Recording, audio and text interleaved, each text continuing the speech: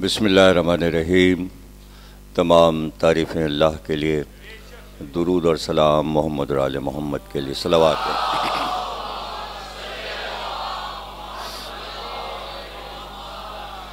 1434 ہجری کے شہ محرم کی 7ویں تقریر امام بارگاہ کاظمین میں آپ حضرات سماعت فرما رہے ہیں۔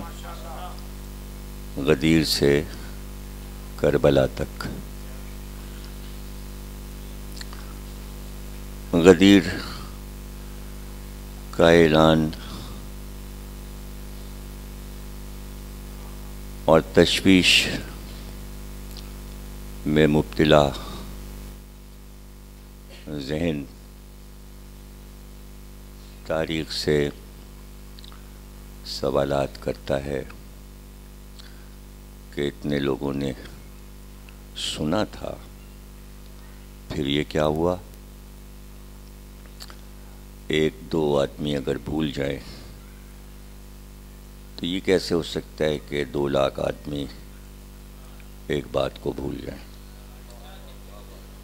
ایک آدھ کو تو یاد رہنا چاہیے تھا۔ ظاہر ہے کہ جب ایسے جوابات عام نہ ہوں تو وہ سوالات اپنی جگہ قائم رہتے ہیں اور وہ بار بار دہرائے جاتے ہیں۔ اب ہوتا یہ ہے کہ سوال تو لوگ بڑھاتے رہتے ہیں، جواب اگر 10 بار بھی دیا جائے تو وہ جواب آگے نہیں بڑھاتے۔ وہ اس لیے جواب نہیں بڑھاتے کہ سوال کا مزہ خراب ہو جائے گا۔ وہ سمجھتے ہیں ہم نے بڑی ذہانت سے تو سوال بنایا تھا اور اس کا جواب دے دیا گیا، یہ کیا ہوا؟ ہم نے تو یہ سوچ کے سوال بنایا تھا کہ کوئی جواب ہی نہیں دے پائے گا۔ تو جب ان کی کچی ہو جاتی ہے تو وہ جواب کو آگے نہیں بڑھاتے، اور اسی بیس پر میسج چلتے ہیں۔ ابھی جواب دے دیا تو پھر مزہ خراب، وہ سن ہی نہیں رہے ہیں جواب۔ اور جب بعض لوگوں کی عادت ہوتی سوال کریں گے، آپ جواب دے رہے ہیں، وہ سن ہی نہیں رہے، انہوں نے دوسرا سوال کر دیا، وہ آپ کو بولنے ہی نہیں دے رہے ہیں۔ تو یہ کوئی نئی بات تو نہیں، یہی عرب میں بھی ہوتا تھا ایسے۔ مسلمانوں کی عادتیں کوئی بدل تھوڑی گئی ہیں، جو پہلے تھیں وہی اب بھی۔ تو یہ ہوا کیا؟ بھئی یہ ہوا یہ کہ جب تک کسی کا بیان نہ آئے تب تک کیسے پتہ چلے؟ اب مولا علی تو یہ کر ہی نہیں سکتے تھے کہ رسول اللہ کے جنازے کو چھوڑ کے توجہ دیتے کہ کیا ہو رہا ہے، کچھ بھی ہو، ہم تو اپنے کام میں مصروف۔ علی نے تو مڑ کے نہیں دیکھا، نہ کسی سے پوچھا کیا ہوا کیا نہیں ہوا۔ ہاں، آپ نے جب تمام پرسے کی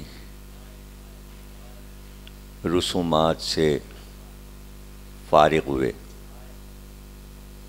تو پھر آپ نے توجہ دی اور ایک آدھ لوگوں سے پوچھا کہ بھئی یہ جو غدیر میں اعلان ہوا تھا تو وہ کیا سب کو یاد نہیں رہا؟ یہ کچھ سننے میں آ رہا ہے کہ کچھ مدینے میں کچھ اور ہوا ہے۔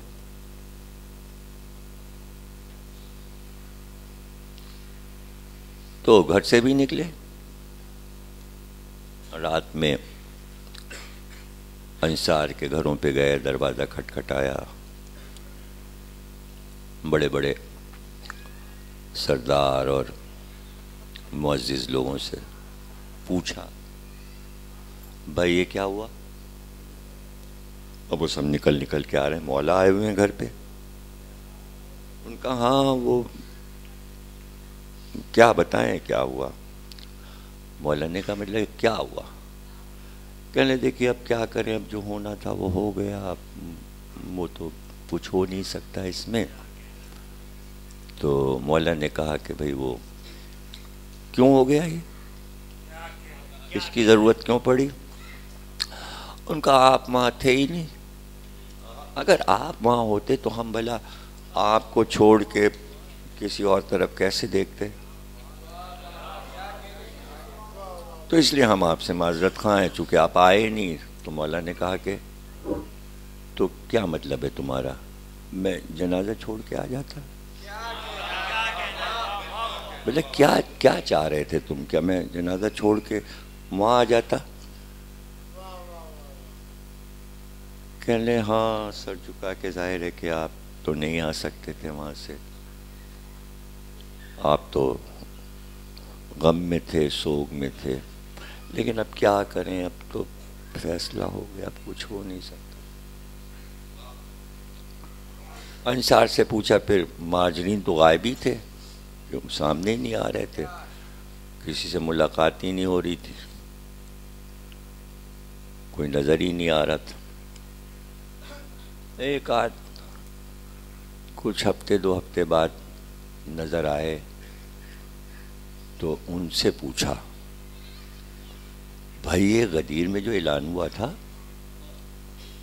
تو وہ تم کو یاد نہیں تھا کیا؟ کہا نہیں یاد تو ہے، وہ آپ کو پتہ نہیں کیا ہوا تھا؟ مولا علی نے کہا نہیں ہمیں نہیں پتا کیا ہوا تھا. کیا ہوا تھا؟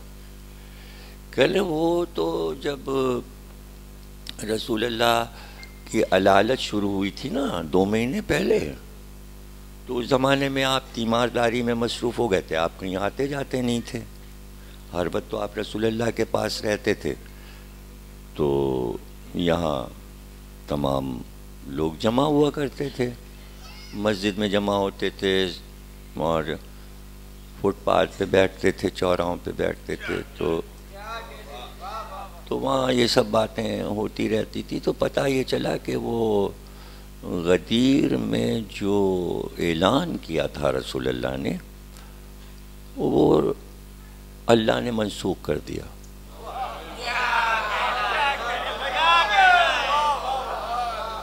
تو وہ اعلان منسوخ ہو گیا. تو مولا علی نے کہا تو وہ آیت بھی منسوخ ہو گئی کہ آج میں نے دین کو کامل کر دیا. تو دین کامل نہیں ہوا. کہنے ہاں اب وہ تو اب وہ بعد میں کسی نے بتایا بھی نہیں کہ پھر بحال ہو گیا. آپ بتا رہے ہیں کہ نہیں وہ بحال تھا. تو اتنا پروپیگنڈا ہوا کہ صاحب وہ منسوخ ہو گیا. تو میں نے جواب دے دیا نا کہ 1.5-2 لاکھ ایک ہی بیان کو بھول کیسے گئے. اس لیے کہ بھلانے کے لیے ایک ہتھیار تھا کہ صاحب منسوخ ہو گیا. تو اس سے پہلے کئی چیزیں منسوخ ہوئی تھیں، ان کا یہ بھی منسوخ ہو گیا. تو ہم لوگ سمجھے کہ یہ علی والا معاملہ منسوخ ہو گیا. اچھا صاحب اور زمانہ گزرا، تھوڑا اور زمانہ گزرا، تو تبصرے تو ہوں گے، تبصرے تو ہوتے ہی، چھوٹے حلقے میں ہو، کم بات ہو، نہ زیادہ ہو، سب تک نہ پہنچے، باتیں ہوں. کسی نے پوچھا کہ بھئی وہ بات تو دیکھیے صحیح ہے. انہوں نے کہا بھئی وہ ارے عبداللہ ابن عباس تم تو بہت دن کے بعد آئے. کہنے اب کیا کریں، گھر سے نکلنے کو دل نہیں چاہتا، ایسا ماحول ہو گیا، حالات ہو گئے ہیں، گھر میں بیٹھے رہتے ہیں. کہنے تم بھی گھر میں بیٹھ گئے، اور وہ تمہارے چچا زاد بھائی وہ بھی نہیں نکلتے گھر سے، اور وہ ناراض بھی ہیں. تو کہ تمہارے بھائی اب بھی ہم لوگوں سے ناراض ہیں. تو عبداللہ ابن عباس نے کہا بھئی ان کی ناراضگی بجائے،